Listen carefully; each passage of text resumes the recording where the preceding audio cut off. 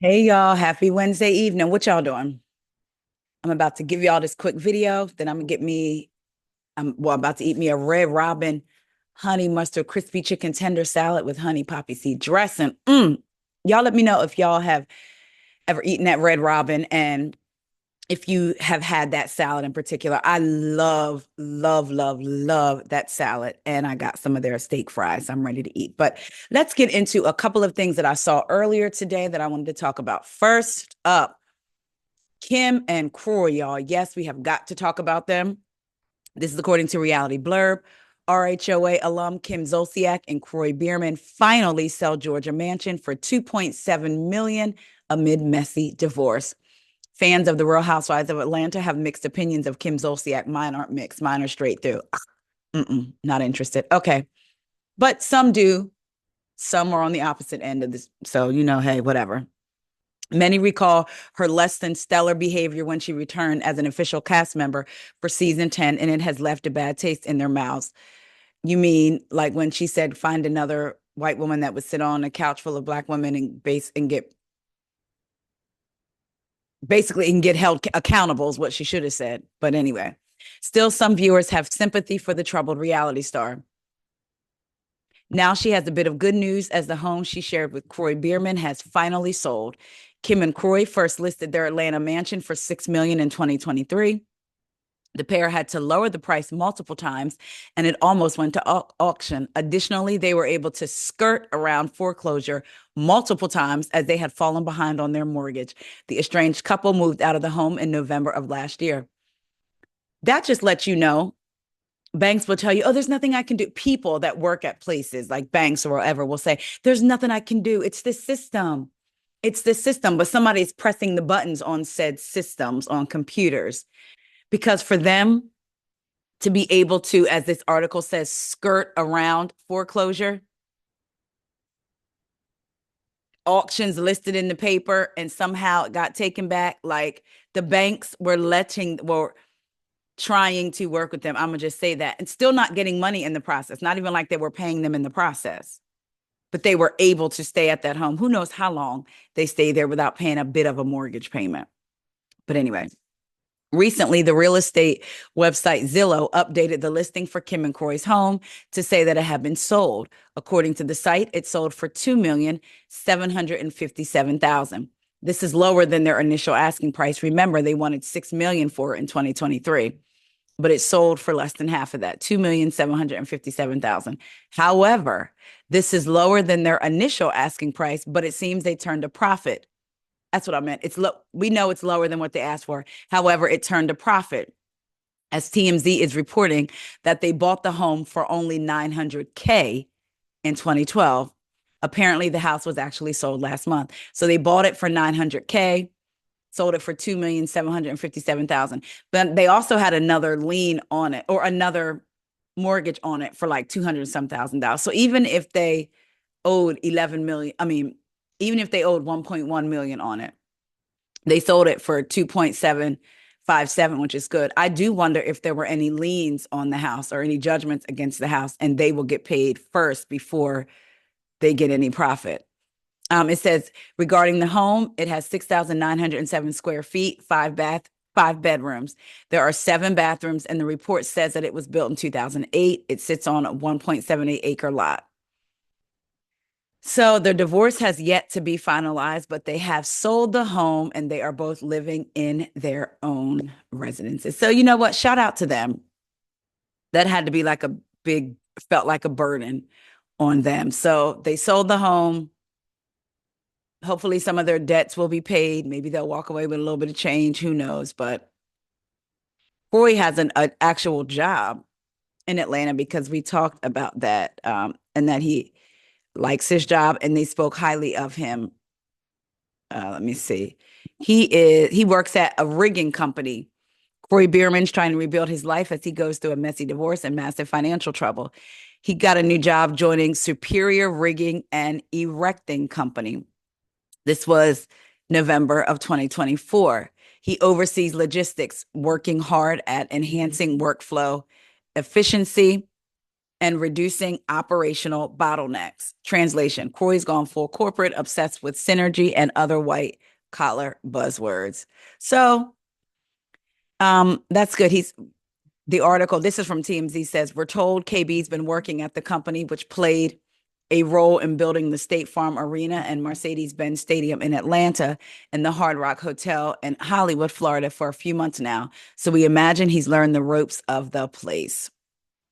So he works at a good job. It seems like good for him. They have sold the home. They're in their own home. So again, I say good for the both of them. Next up, let's talk about another celebrity couple. Tamera Mowrys Housley and that Adam Housley, who has, let's get into it. This is from the Neighborhood Talk. Oops, ex-users call out Tamera Mowrys' husband, Adam Housley, for supporting the Trump administration's idea to ban buying junk food on food stamps.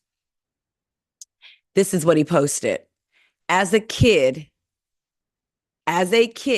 who grew up in neighborhood grocery stores since I was 5. Read that again. As a kid who grew up in neighborhood grocery stores since I was 5, I can't tell you how many times I saw people come in and buy crap food for their kids with food stamps, then open the wallet and use cash for liquor, beer, wine, and cigarettes. Then there were those who would repeatedly buy a lemon or lime, get the change, walk out of the door, throw them away, and do it again until they had enough change to buy cigarettes or alcohol. As a kid, it pissed me off because there are some people who could really use the help, and then there are those working the system. Somebody responded back, Adam, STFU, shut the F up. You're from Napa. That all points in his history has a primarily white population. So you grew up with white folks doing the white population, which tracks because 70% of SNAP recipients are white in this country. You over there being nosy about food and indulgences like your family don't own wineries and need cash alcohol buyers. Ooh. Somebody else said the system changed. You no longer get money back, and they paid cash for those items because they aren't covered under benefits. But I guess poor people should never have anything enjoyable. As you grew up wealthy, you have no idea what it's like on assistance. Somebody said, you a got lie. LOL, this never happened. And the fact that you fixed your fingers to type this BS is crazy. Somebody else said, at Tamera Mowrys too, and you expect me to think y'all aren't horrible people? Okay. Somebody else said, white people lies are so ridiculous, not even partially believable. Chade was eating him up. So let's get into a little bit more. So yeah, he grew up in an area with grocery stores and he saw them cheat the system. And other people who would use the benefits properly could benefit from those. And again, this is because Trump administration is considering banning junk food from being bought on food stamps. You know, I understand them wanting us to all of a sudden eat better, care about what we're eating, the different things. However, let's just be so for real. Some of the food that people consider junk food, and even some junk food, is much cheaper than the healthier options. Let's be clear. How about maybe looking at how these junk foods are made, what's being put in them? Could we use not this dye, not that dye, something like that, as opposed to just stopping them from being able. So because they're on SNAP, they can't have snacks. For me personally, my opinion, I don't like that. Y'all let me know what y'all think. There's so much more that I could say. Tamera, I was going to say get your man, but you can't. Y'all remember when Tamera was on The Real and she said Adam had to check her? Adam checked me because she was making sandwiches and asked him, did he want mayonnaise? And he told her that was like a racial slur. Let me see something. I remember.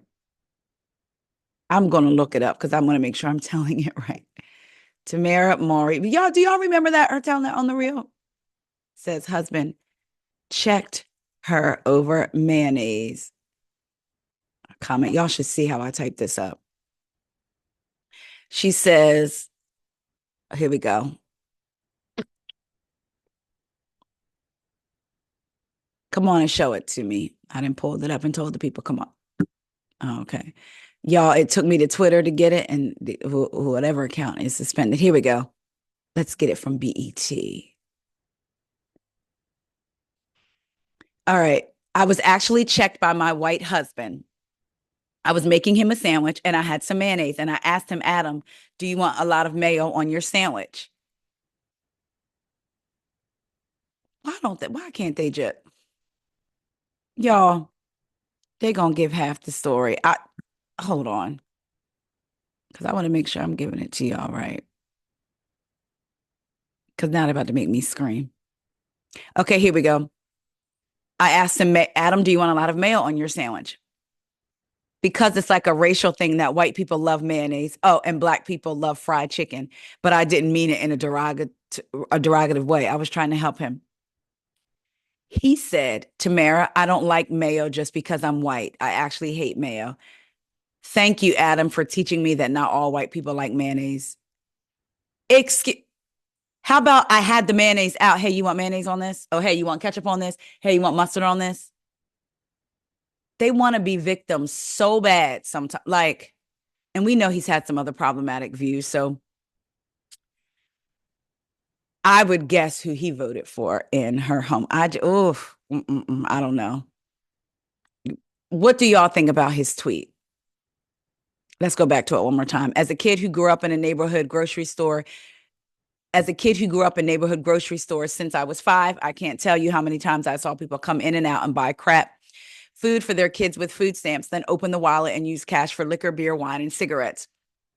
Then there were those who would repeatedly buy a lemon or lime, get the change, walk out of the door, throw them away, and do it again until they had enough change to buy cigarettes or alcohol. As a kid, it pissed me off because there are some people who could really use the help, and then there are those others working the system. Adam, go somewhere and scratch. Go somewhere. That's it, y'all. That's all I was going to share with y'all. I was going to share this other story, but I'll come back and share it later. So yes, y'all let me know what y'all think about Adam and his thoughts, and your thoughts overall about the administration banning people who receive SNAP benefits from buying snacks. Let me know what y'all think about that. Let me know what y'all think about Kim and Croy, honey. They have sold their home. They have officially gotten rid of this big thing that tied them. Now all they have to do is get the divorce. All right, y'all. I will talk to y'all later. See you. Enjoy y'all's dinner, whatever it is y'all eating on.